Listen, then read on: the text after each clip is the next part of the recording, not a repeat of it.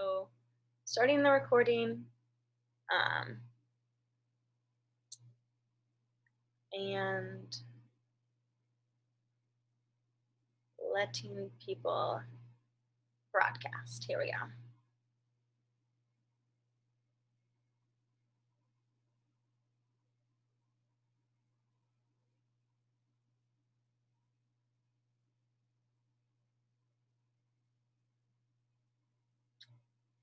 Hi, everybody. Thanks for joining. We will just give it a couple minutes and let everybody trickle in, and then we will go ahead and get started.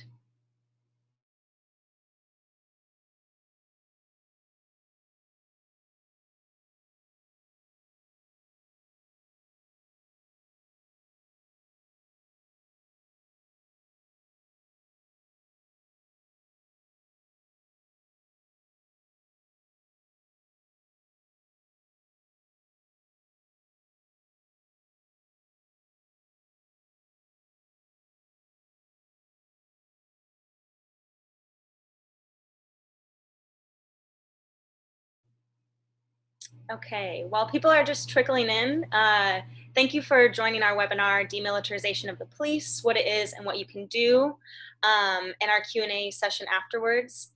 As people are trickling in, we'll just go ahead and get started. Just throughout the webinar, if you have any questions at all, please feel free to use the Q&A section at the bottom of your screen. And answer questions. You can do that at any time, or at the end when we have a designated space for Q&A, you can put your question in then. And so I will just go around and quickly introduce our panelists that we have before we get started into the discussion. So first we have Stephen Semler, who is the co-founder of Security Policy Reform Institute, a think tank developing and promoting ideas for progressive US foreign policy. Next, we have Wayne McElrath, who served in the United States Marine Corps and the US Army Reserves. He was the former director of forensic investigations with the United States Government Accountability Office and currently serves as the president and CEO of XGE Consulting.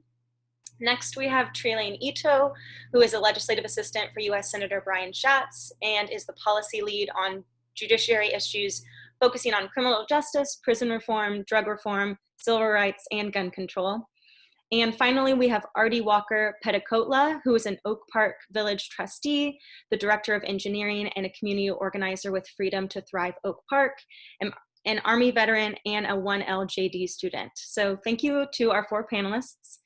And yeah, we can go ahead and get started. And so Stephen, I would love if you could just kind of kick off an introduction into what 1033 means and what demilitarization of the police looks like.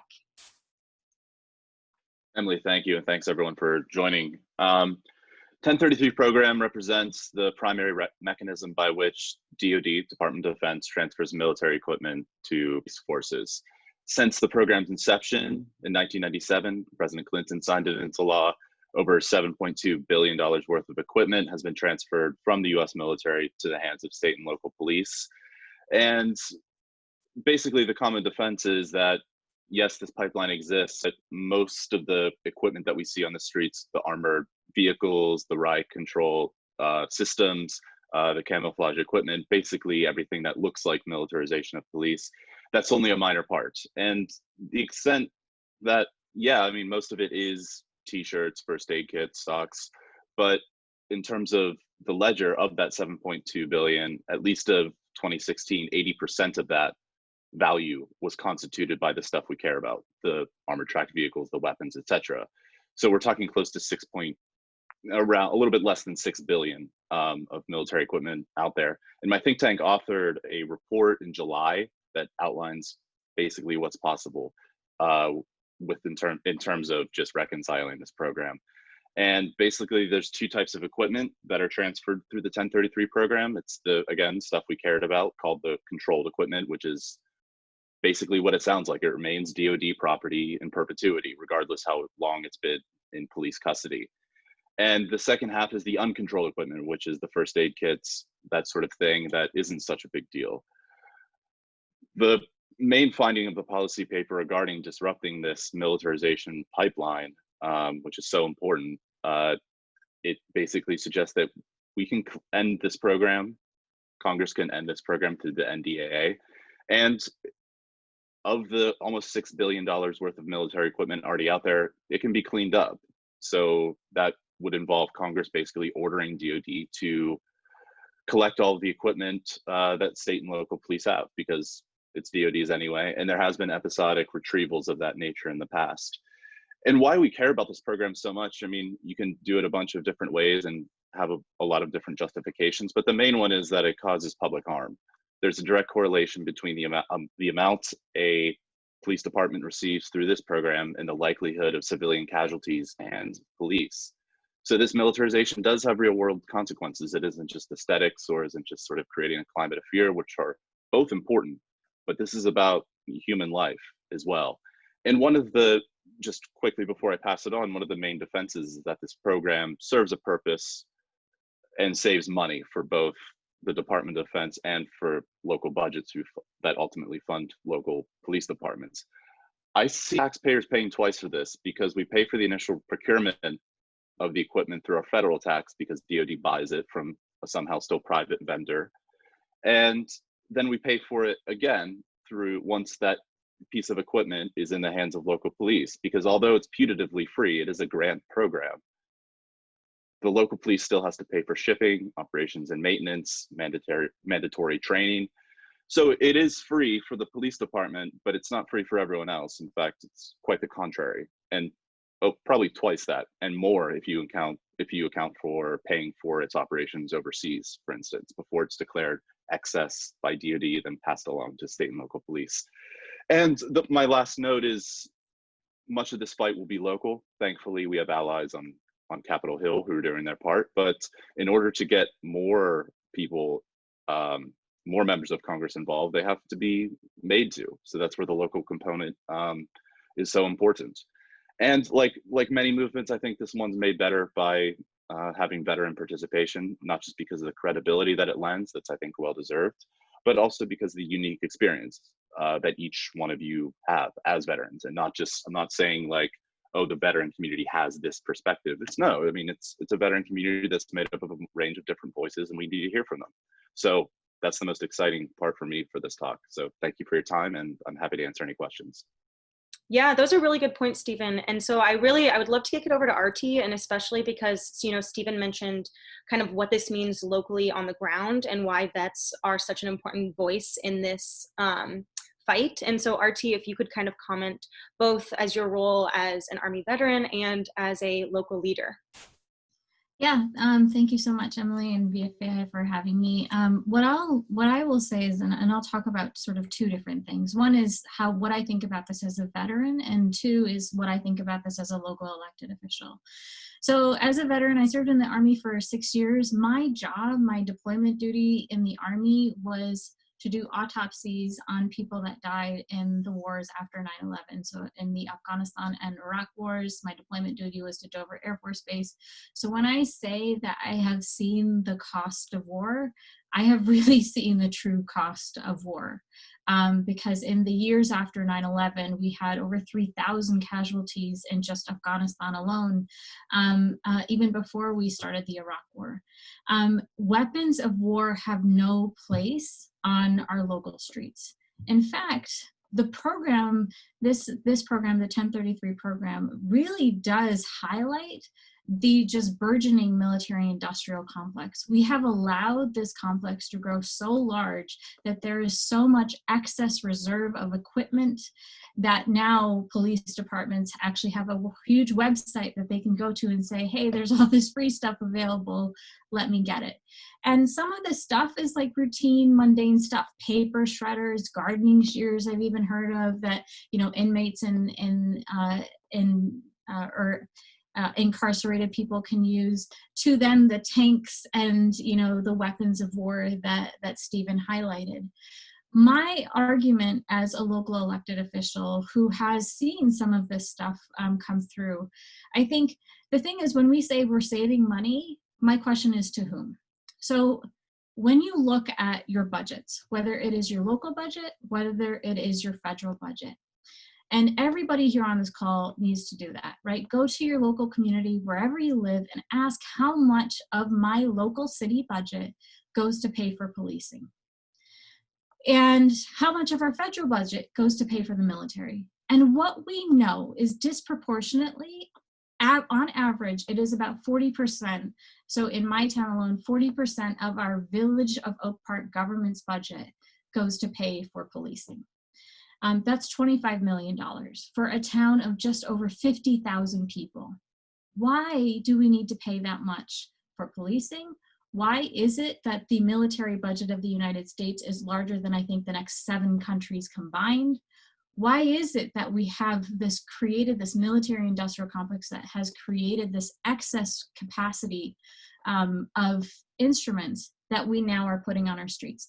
And by the way, all of this is connected, like all of our policies, local policy, national policy, and foreign policy are all connected, because what we use in the military war environment in our foreign policy comes back to then our communities, and specifically Black and brown communities. So the drone strikes that we started under Obama are now being used, drones are being used to patrol our borders, right? We have to be really careful in terms of defining progressive foreign policy, so we know that we are not creating surveillance methods like, facial recognition, which a lot of cities, governments are now starting to push back on. We want to make sure we are not increasing surveillance of Black and brown communities in America and increasing the militarization of police in Black and brown communities in America, because that is who is disproportionately impacted by the 1033 program and by policing and military policies writ large. So I would argue that local elected leaders play a huge role in pushing back on this, and so do national, federal, congressional elected leaders. And veterans play a very important role, because we know the power of this equipment. And we have to ask ourselves if this equipment has a place in our society. And I would argue we have to ask ourselves is if this equipment has even a place in the, outside of America, because whatever we do outside of America will come back here. So veterans, we have a really important voice, and we need to start stepping up and speaking out about it. Yeah, amazing points, RT.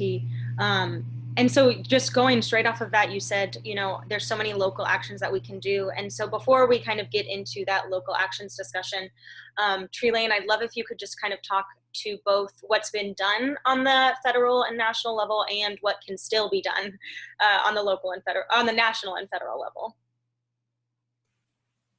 Sure. So having worked in Congress since 2013, really the 1033 program for us received a lot of scrutiny after the event in Ferguson and all of the news coverings of the tanks rolling in and the police in their riot gear. And so there were a couple of hearings from in both the Senate Homeland Security and Government Affairs Committee and on the House side as well, looking into the 1033 program. And the then Senator from Oklahoma, Senator Coburn, a Republican, authored the Stop Militarizing Law Enforcement Act in the Senate side, and then Representative Hank Johnson had the House companion. So they introduced their bills in the 113th Congress.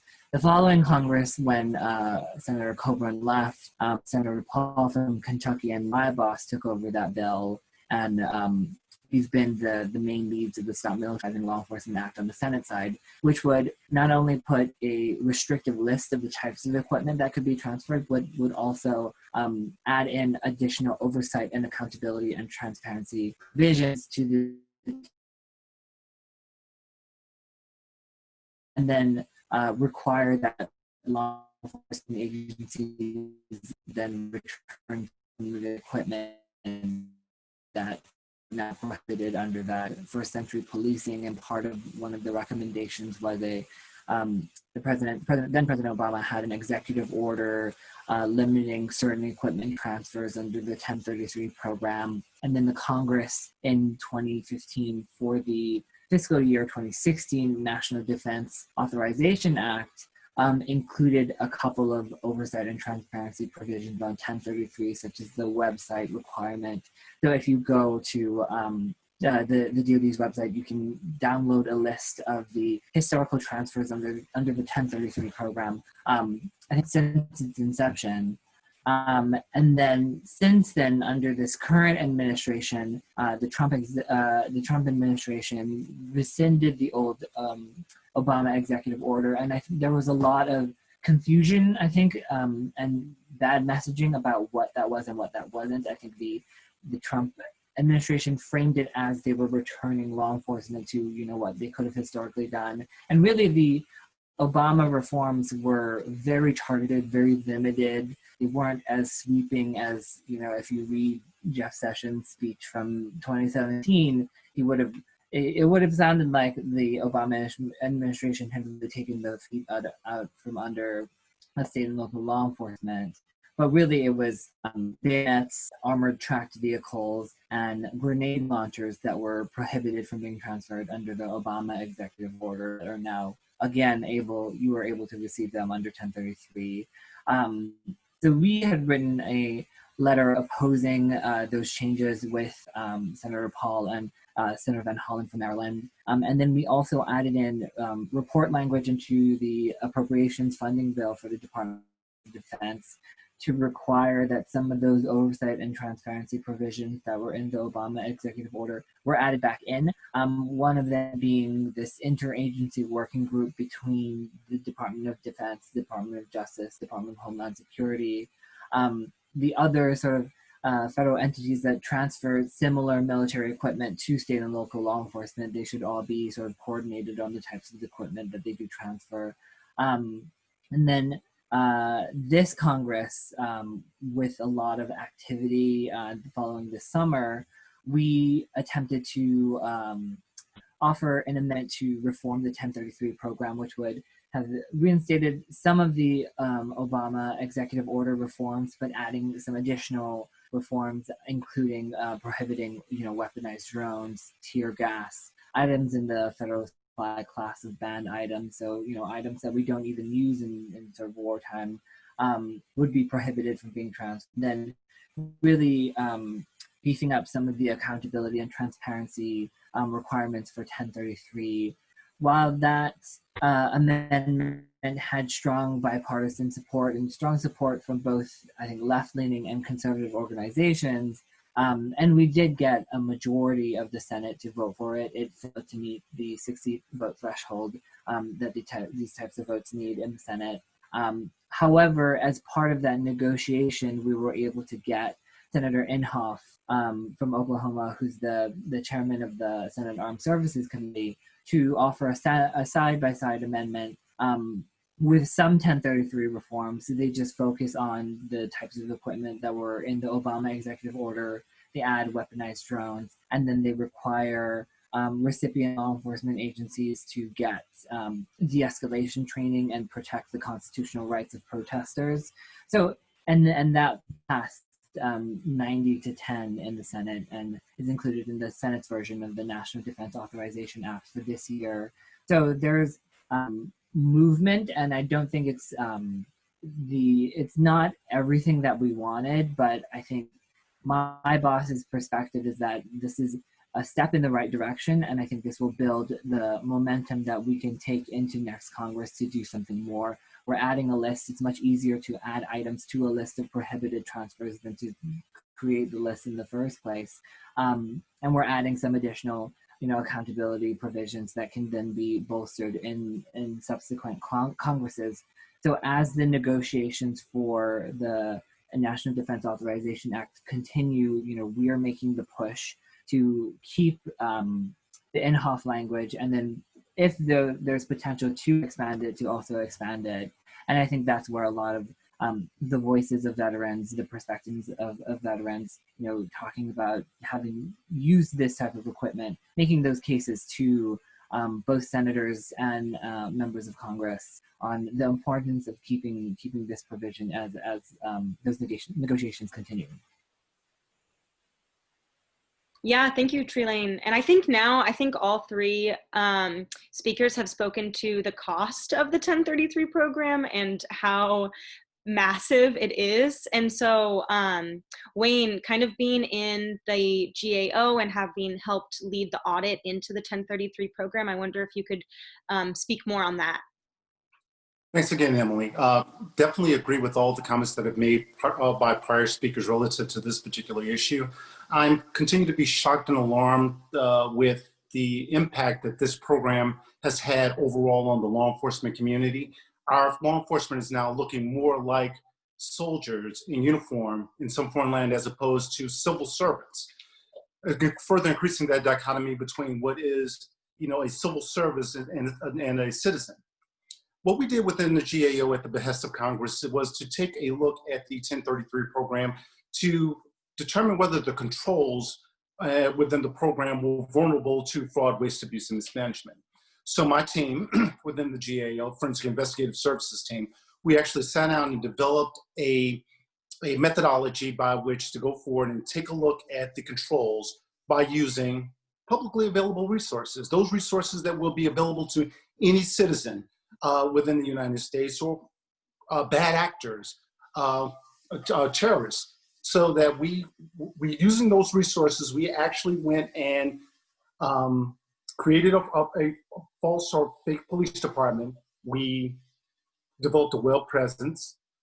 We contacted the DoD. We made entry into the program, got accepted into several platforms that were associated with the particular program, and then we're able to gather controlled and non-controlled items.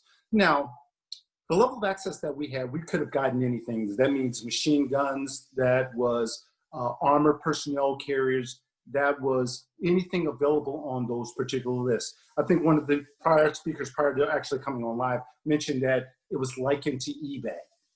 And the fact that we were able to just go in, kind of shop for exactly what we wanted to get from the Department of Defense.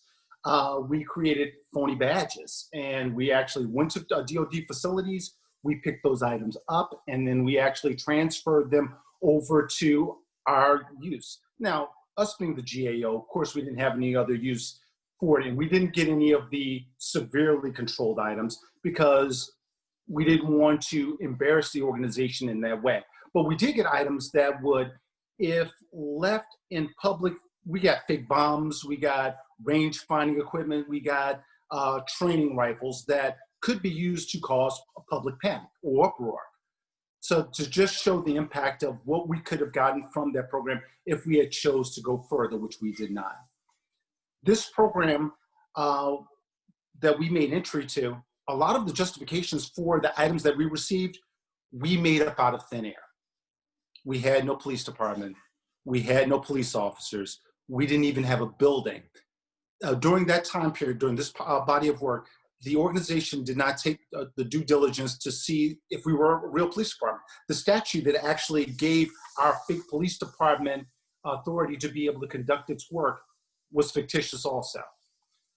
Basically what I'm saying is that the justifications for police departments without public input or control are left to the whims of that police chief or the training officer, and we don't know what their level of commitment to fair and equitable policing is within the United States. So there needs to be more public control over the program and how it is actually being utilized by these police departments overall, so that you don't have police officers just going in and actually ordering equipment that has no real use or practical use in the law enforcement community. So that, excuse my alarm, hold on just a second. Just press it. The fact that they could actually go in and just create a phony or false justification and acquire items that are dangerous to the public overall. As a former military person and law enforcement official, I am appalled at where this is going, and I dislike the fact that we've already let Pandora out of the box. And now that the local police departments have developed a taste for these items, although they don't get or aren't able to get it from the 1033 program, they might seek those items from other sources or attempting to somehow cull dollars out of their current budgets and set them to the side to be able to acquire these items on their own. I think Stephen mentioned the issue relative to passive and active costs. the argument by police departments is that these items are free. The DoD is actually giving them to us. A lot of the equipment that they're receiving from the Department of Defense, they require training, they require maintenance, they require all these other things that are outside of just receiving these items into their inventories that actually cost the community in terms of man hours to properly train these individuals on it. Then we need to talk about the deployment of these items into the public sphere and the amount of panic that they cause when people see large military equipment and individuals dressed in military garb roaming the streets. We should be, as a community, attempting to facilitate the exercise of rights as opposed to using those items that would potentially intimidate our public or society from doing so. Yeah, those are great points, Wayne, especially, you know, the national security implications. And so before I kick it over for follow-up, just as a reminder, please feel free to use the Q&A section. I knew nothing about the 1033 program before a few months ago, so any questions from all thoughts are welcome.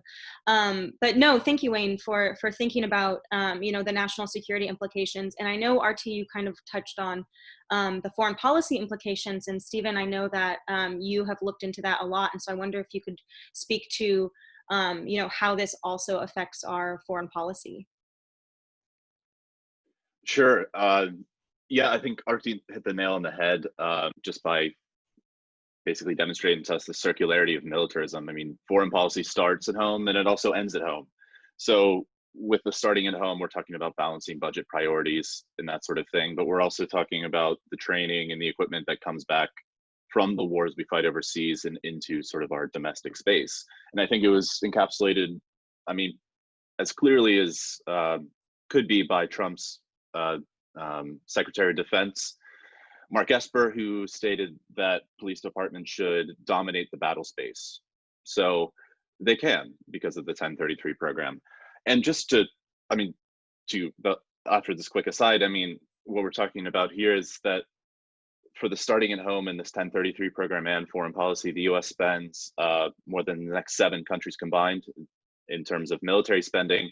But if the amount that the US spent on police was its own country, it would be closer to 115 billion, which would still rank 3rd, right behind China in terms of overall militarization spending or related spending.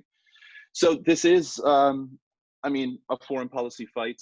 And I think one of the things that's overlooked about it, I mean, is 2 things. One, that just because it's about foreign policy doesn't mean that it's anything less than it is about racial issues, about community, social justice, anything really, class.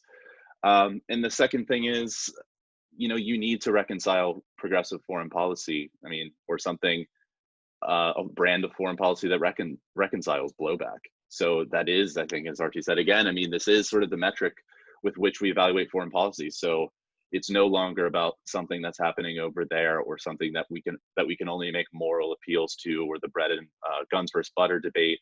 It's something that circles back. So we have to talk about it, you know, effectively twice. So I think it has to be a big part of the conversation. And I think Vets for American Ideals is doing a terrific job by basically, just as the war has been brought back home, I mean, reorient your policy to talk about this stuff and get the right people that we need to push the ideas on a local level, because we'll need a mass movement and we need an educated mass movement with credibility.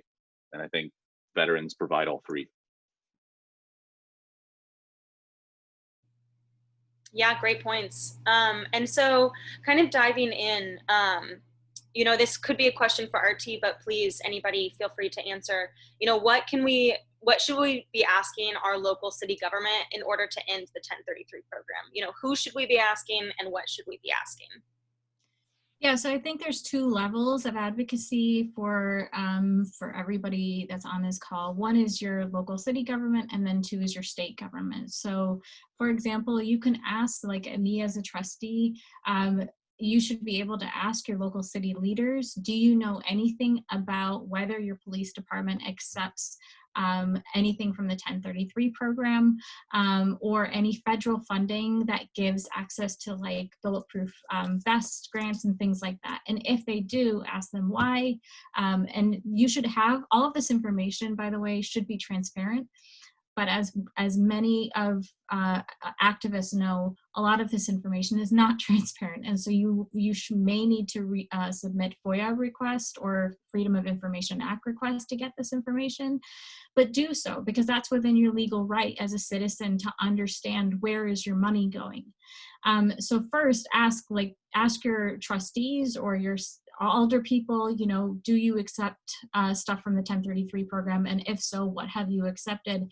And then ask them to introduce bills that would, or ordinances that would enforce the city to stop accepting stuff from that program. Secondly, you can do the same thing at the state. So in the state of Illinois, for example, I think there was a recent bill that was introduced that doesn't entirely shut down the ability of police departments within the state to stop accepting federally funded sort of police equipment, but it does stop the transfer of sort of more militarized equipment like drones and tanks and those sorts of things. So there are two levels of advocacy that you can do here.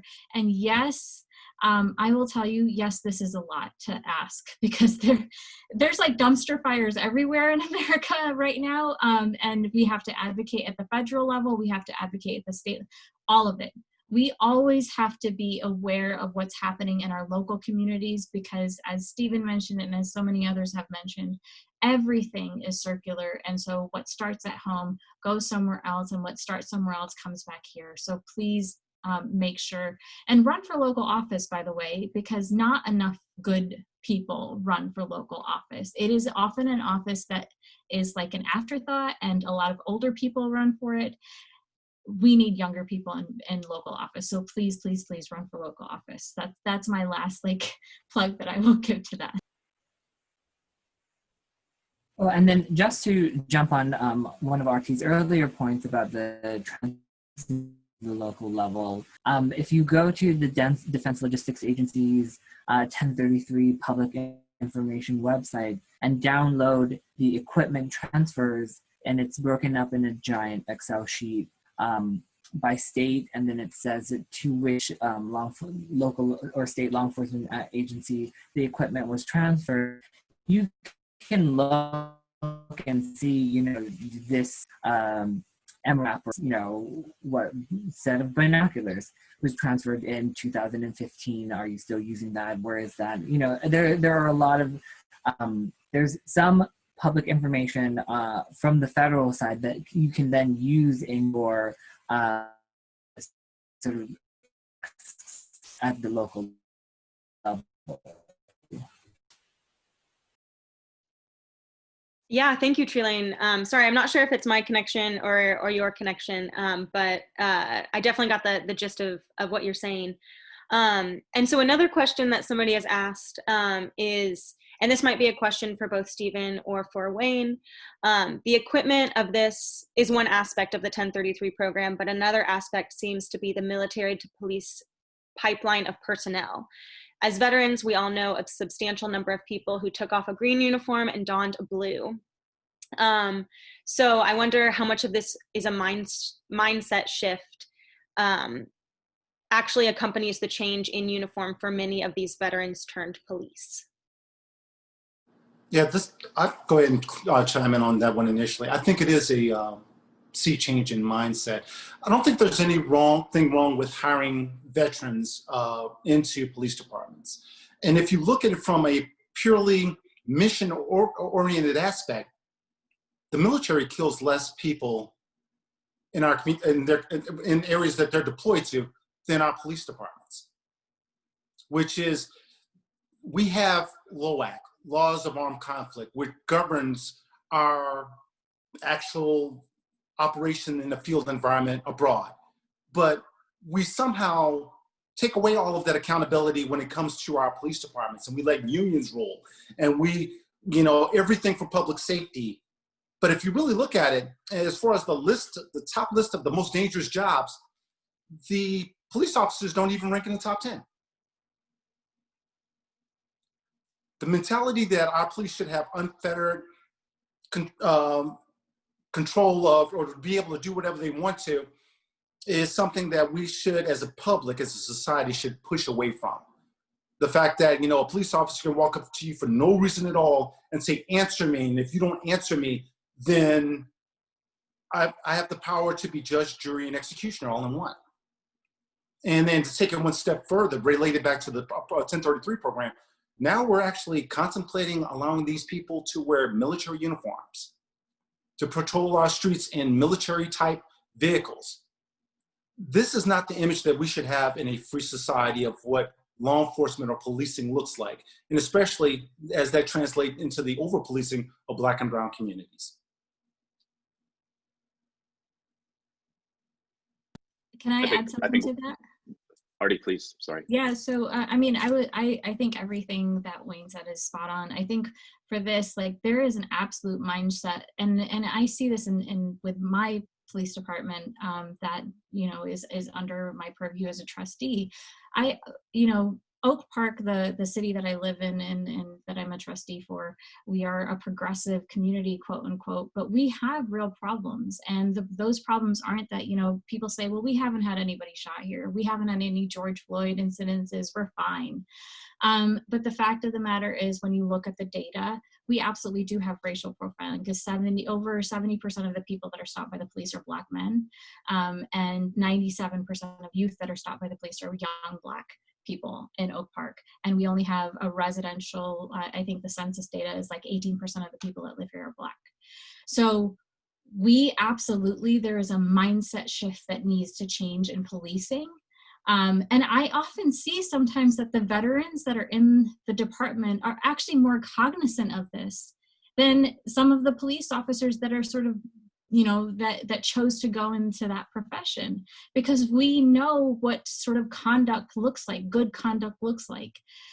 So I think, like, when I think of policing, and when I think, and I'll just address like a comment that's in the chat, we don't want the 1033 program. The fact of the matter is, local governments may be saving money, but we want, and you should want, your local government to pay for everything that it does for police and actually have a record of it. Because right now what's happening with the 1033 program is, because people know, no everyday person has the time to sit through their city budget and just be like, oh, this is what's happening and this is what's being transferred.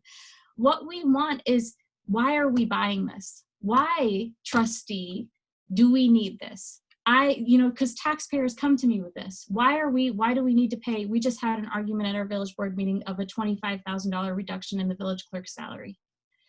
But we don't talk about that when it comes to police. Our police budgets are ballooning. We accept more military equipment and more stuff from the 1033 program without question. Ending the 1033 program transfers would mean that all of policing's budget would be on the local taxpayers.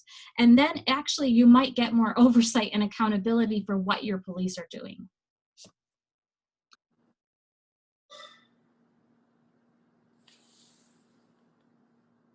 Yeah, those are great points. Thank you, Artie. A couple people in the chat were asking, how do we keep police officers safe if we demilitarize them? And I think that was a great summary. Do any of the other panelists have anything to chime in on with that? Well, yeah. So going to Artie's point, one of the things that was part of the debate that we recently had over the 1033 reform provisions was we included a requirement that state and local law enforcement agencies get approval from the appropriate state or local government body in order to receive transfers under the 1033 program. I think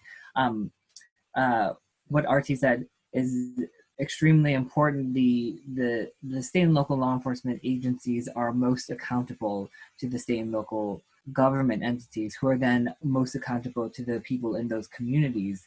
And if they're going to be spending the money on particular types of equipment, or if they have to get pre-approval for the transfers of particular pieces of equipment, that is one of the best sort of accountability and oversight mechanisms that we can impose on this program? Accountability is a must when it comes to this particular program. And the thing is that I don't necessarily think, to reiterate my prior point, that military personnel, as far as being former military, law enforcement throughout my career, the thing is that we should be focused on the fair and equitable treatment of all citizens of our country. But allowing this mentality to fester, we're creating that dichotomy where it's like us and them. Police officers are civil servants. We are not, civilians. We're citizens just like they are. So somehow to grant them some rights in and above those of a normal citizens who are empowered to act when in our most desperate times of need should be something that we push away from wholeheartedly and accept the fact that, unions are not sacrosanct. Policing, the way it's currently being done, the amount of money that they're being given needs to be revisited and needs to be rethought, because we're denying a certain segment of our population access to enjoying all the things that our society has to offer because we're over-policing them.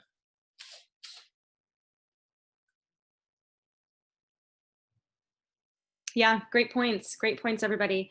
And so we have another question in the chat, especially looking up, thinking about figures and talking points and, how we can access the data so that when we do go to, whether it be our local city council members or our, senators, is there information that you panelists use regularly or a place where you find your information?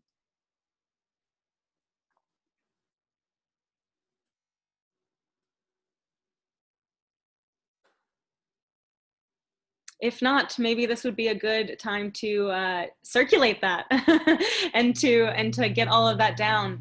But that is a great point and a great ask. So that when we do go to our local council members, there is information. So maybe that's a follow-up that we can do.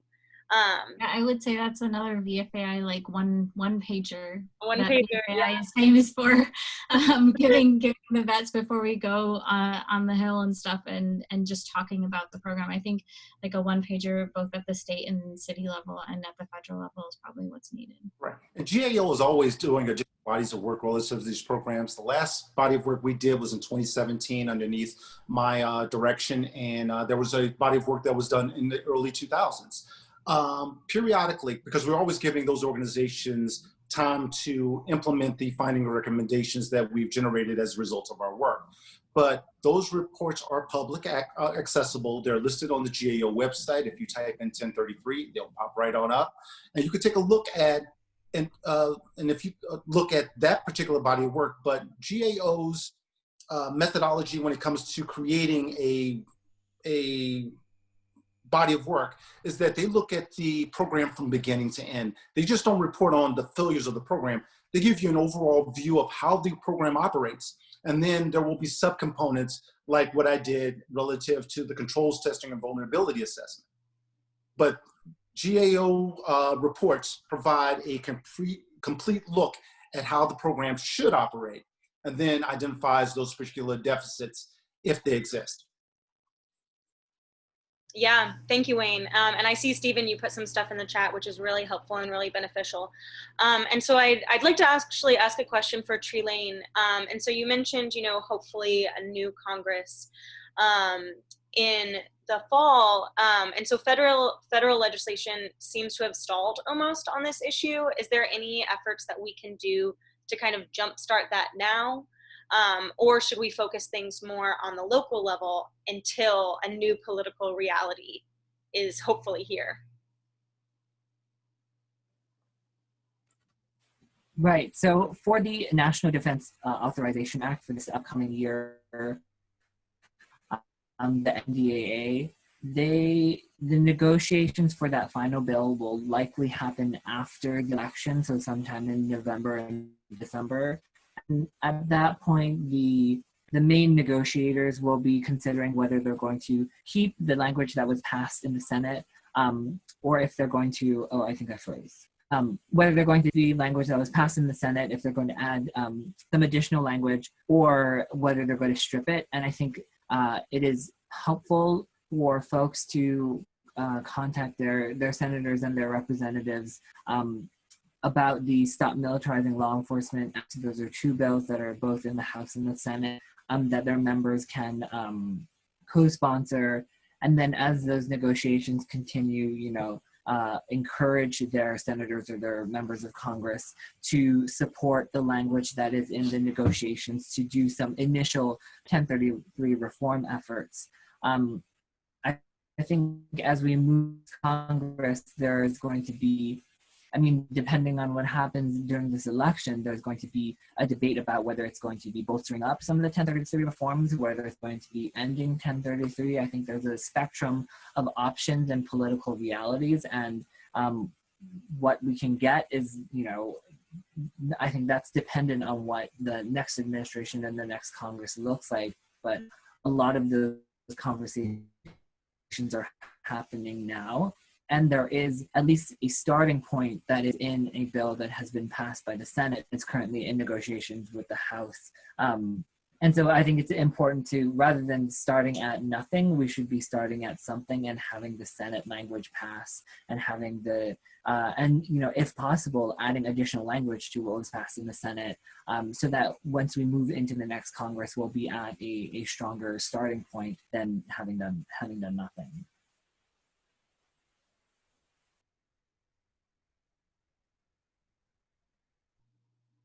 Yeah, do any other panelists have any comments, or else I can go to the next question? And this has kind of been touched upon, but how should the federal government support local law enforcement or local communities?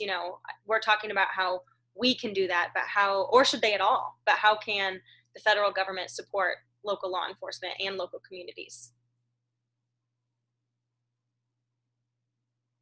I think additional attention needs to be paid to the police unions and how they operate, and then also the issues relative to how they are responsible or liable for their particular actions when they actually accidentally kill someone or utilize this equipment, and how it's being accounted for. All of these types of issues is something that the federal government, because they provide so much funding to local police departments in the exercise of their jobs, that as we move forward and we look at those issues relative to policing and who's being policed and why, that those funds should be shifted to other programs. And I guess it goes to that whole, defunding the police. It's just like defunding does not mean just obliterating the police. It's saying, maybe we need to put our funds somewhere else that does not involve the police department coming out for issues that really don't require I guess the term is a hammer, when, everything is going to, every issue is a nail and they're the hammer that we send out. Maybe there needs to be other resources that our society should be able to tap into when there's issues that come about that don't necessarily require a police response. So if the next administration, if there is a next administration, really wants to take a look at this program, definitely in the 1033 program in its current form, look at how the monies that are actually being allocated to police departments are being utilized, and then start looking at when you have these issues relative to systemic racism within police departments, shutting those down, shutting those police departments down, and then having a force maybe that they can bring in on a temporary basis so that they can allow that community to reassess and reconstitute its policing authorities in a more fair and equitable manner. I completely agree with what Wayne just said and want to add to it. So in Oak Park, there's a movement, a community-led movement to defund the Oak Park Police Department. And as Wayne has pointed out, defunding the police, a lot of the sort of rhetoric, there's people like, I hate that term, it means abolishing, you just want to get rid of everything. And it's like, no.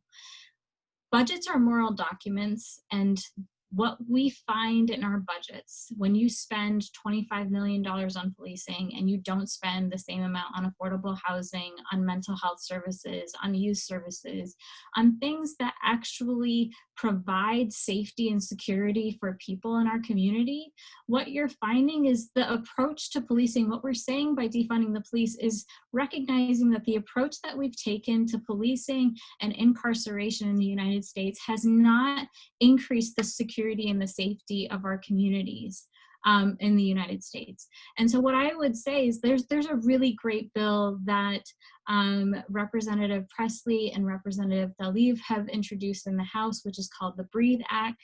It is on, I think the Movement for Black Lives is also behind this bill.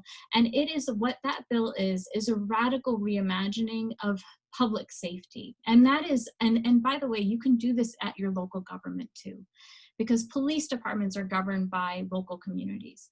And so if you really believe that what we have isn't working, which it's not, we have so much data about this right now, what we can do is say, all right, where else can we spend that money? That doesn't mean we're totally getting rid of the police, but we can have non-police responses to things like homeless calls, calls for homelessness. We can have non-police responses to things like trauma services and mental health services.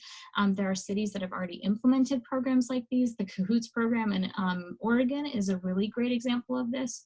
So these are not new models of policing and safety. I would say that in America, we have just been totally invested in this carceral state system of justice that has really served to desecrate community safety across America. And it's time to step away from that. And I think that is the movement that you're starting to see. So I really appreciate Wayne saying what he said. Actually, I'm sitting here and I saw, and great comments by Artie all the way around. I was sitting here and I saw a flash across my screens. One of the attendees said, then let's just call it reform. We no longer want police reform, because what it allows is those bad actors to stay in place and then to kind of reshape what we're putting forward. In some instances, those structures need to be abolished, and then new structures need to be brought in, as opposed to just reform. So let's not get caught up in the term of defund the police. At the end of the day, what we want is better policing. And the fact that the police is not the answer to all of our problems. No matter what we've done in society, crime has come down for any number of reasons, and it is not a one-to-one correlatory relationship with the more we spend on policing, the more police officers we have on the streets, that crime comes down. It usually comes down as better jobs. I actually read one study that abortion actually had an impact on how communities were, and ergo had an impact on those people that were incarcerated. Now, I'm not advocating for abortion, but what I'm saying is that there's an endless multitude of things that have an impact on our society. Policing is just one minute aspect of it. Let's spread some of the wealth around. Let's spend some of those funds in areas beyond locking people up. And I'm speaking to this as a member of the law enforcement community that I've arrested, indicted, convicted major drug smuggling organizations and money laundering organizations, and actually worked with, when I was working with the Postal Service, violent crime. It is not the answer to everything. Although I do advocate the fact that when those things do happen, we need the resources to be able to do so. But in typical everyday policing, there's no need for a police department to have a tank. And if you want to facilitate someone exercising their First Amendment rights to protest, being there in unmarked vehicles and with military uniforms with no name badges on it is not the way to go about it. Our police should be facilitating. It is the first right that was given to us underneath the Constitution, in the Bill of Rights. It should be the thing that we strive to hold above everything else. And it doesn't seem like it's operating that way, and that we're doing more to stifle that, which brought us to where we are today, as opposed to propagating it into where it could take us tomorrow, which could be a better place. If I could just add a quick remark on top of Wayne's comments, what I think were expertly stated. I think we have to talk about the peace dividend too, because it's not just about building, more intelligent, more publicly responsive structures, but it's also the auxiliary effects that those new structures put in place. So in the latest NDAA, there was an amendment offered both in the House and Senate calling for 10%, not reduction in military spending, although it would turn out that way, but conversion. So public funds, remaining public funds, just put to different purposes. So that amendment offered a 10% conversion from DoD to social services, mostly healthcare, given that we're in a pandemic. And it was voted down, but nowhere in the language or even on news it was reporting that because of the job disparity between investing in defense and investing in, say, healthcare, which produces per $1 million invested, defense produces 6.9 jobs, and healthcare produces 14.3. So effectively, the federal government, instead of reconciling this police problem by funding social programs, they rejected it. And by doing so, they not only rejected a more intelligent, social safety structure, but also effectively, because of the job disparity, effectively voted against creating 574,000 jobs. Just by no new money, just moving it from one obligation to another. And I think most of us, we have to reimagine security on the basis of class lines. Politics is a fight over who gets what. So the purposes should be to make life less difficult. So whether we're talking about means testing with healthcare or the exact opposite with creating a fictional police department, we have to realign our priorities where it's easy to secure social spending. And I don't think we should shy away from talking about what a new future actually looks like in a range of different ways.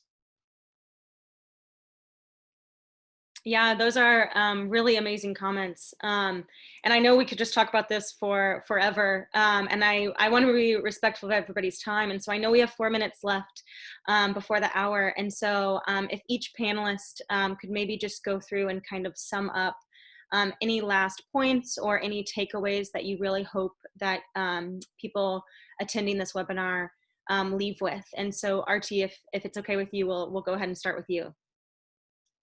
Sure. I think, what I want folks watching this webinar, especially the vets watching, to leave with is, the veteran community is such an interesting community, and we all have we exist on a spectrum of political ideologies, right? But I think one thing we can all agree on is what we fought, the weapons of war that we used, and the results of which I saw at Dover are things that should not be on our streets. They just, period, point blank, should not be on our streets. And so that is why this 1033 program needs to end. And also, what I would say to just general public watching this is there is so much accountability that you can push for in your local government and your state government, and of course the federal government. Everybody focuses on the federal government. Start focusing on your local and state governments, because that is really where drastic sea change can happen, and is more likely to happen, to be honest. There are elections that happen every 2 to 4 years, depending on how your boards work.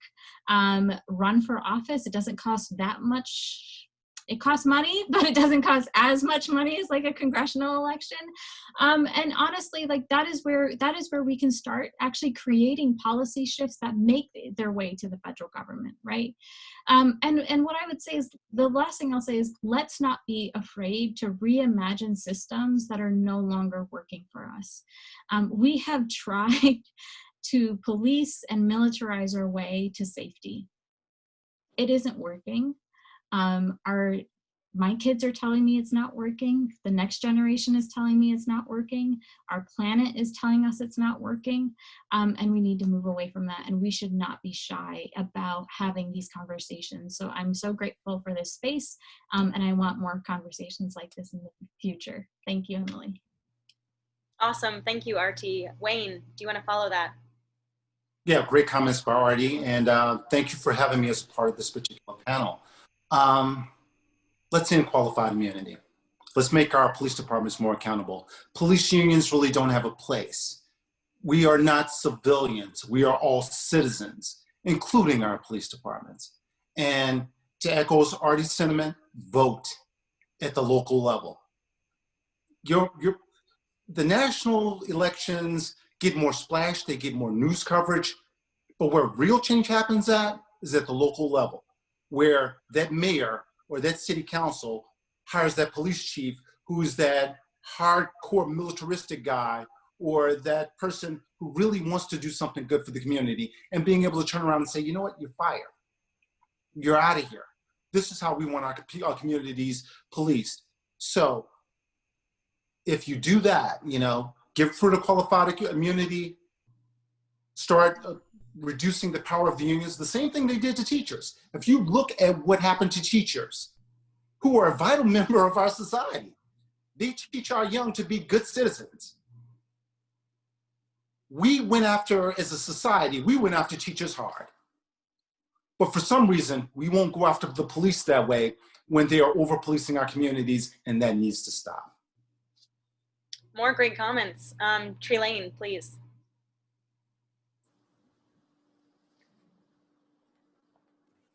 And I will echo that state and local elections and government is very important. But as the congressional staffer here, and having worked in my office for the past 7 years in every single level, reaching out when constituents reach out to Senate and House offices, we do listen, especially if it's consistent and a clear message, and there's a bunch of you.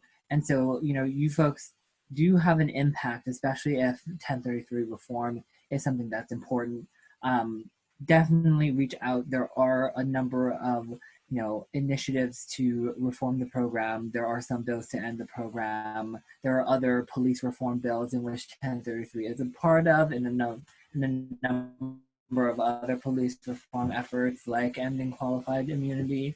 And so please, you know, do reach out to your senators and your congressional representatives.